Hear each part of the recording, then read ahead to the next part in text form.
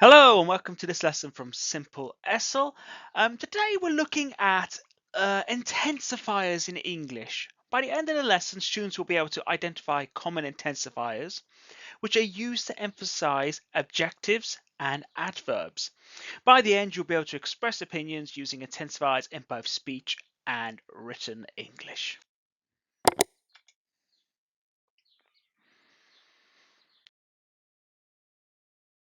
Now, why are these important? Intensifiers help your speech and writing and make it sound more natural.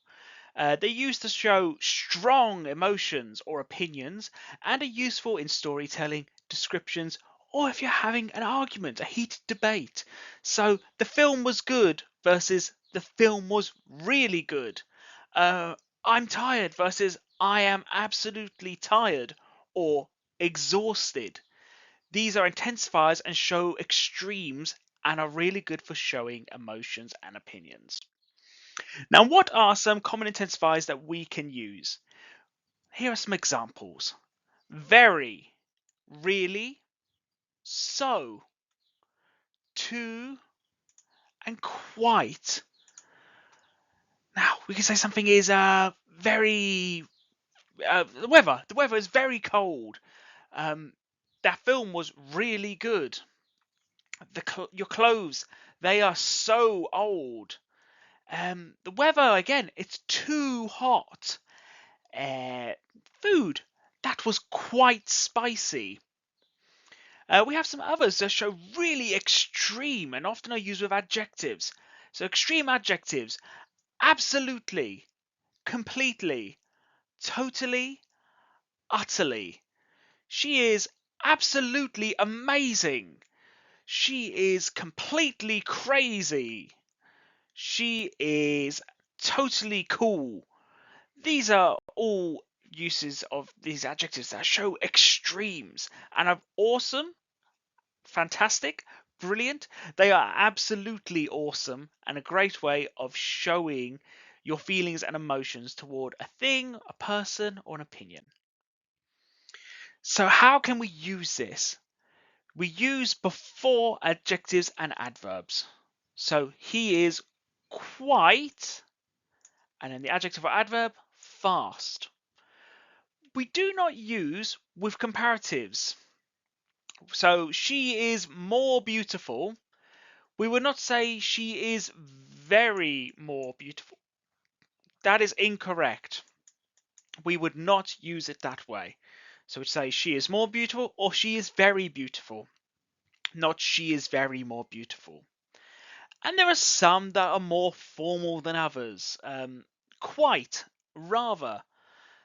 It's a rather good day. It sounds posh. It's quite formal. If we're having conversation between friends, we could use really or so. Um, that is so kind.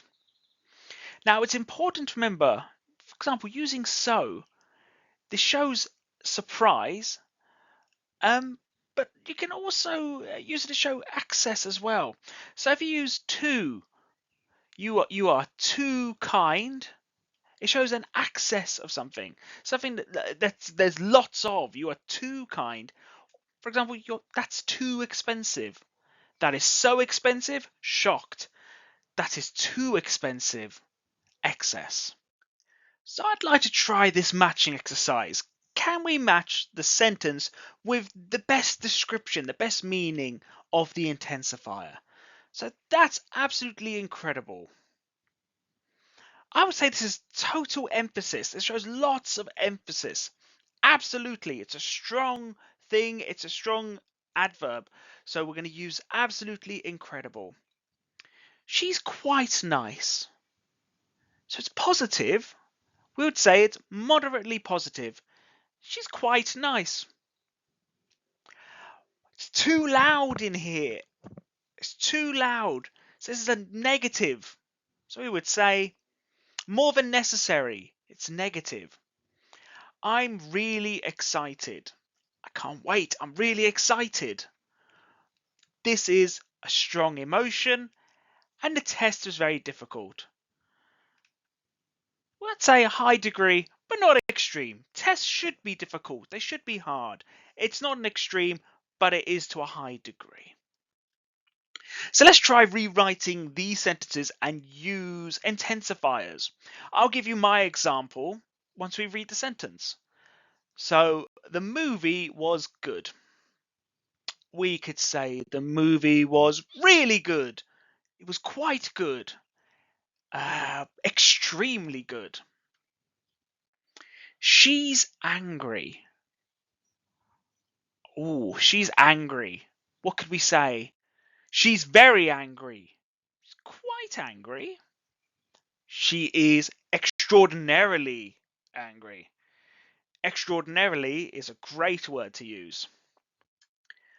I'm happy to be here.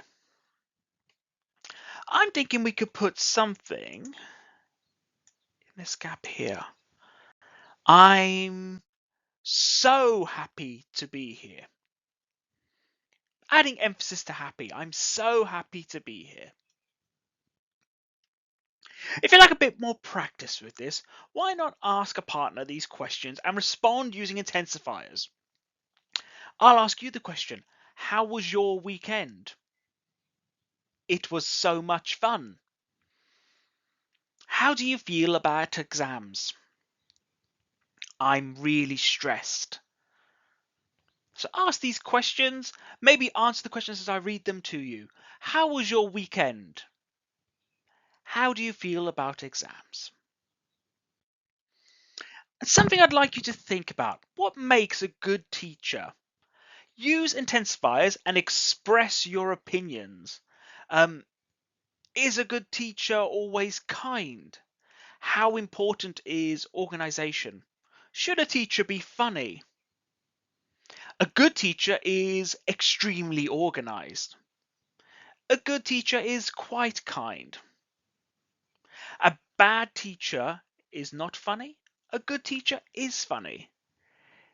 Think about these and write down your own answers to these questions and develop your own opinion on what makes a good teacher, what makes a good lesson and makes you enjoy learning.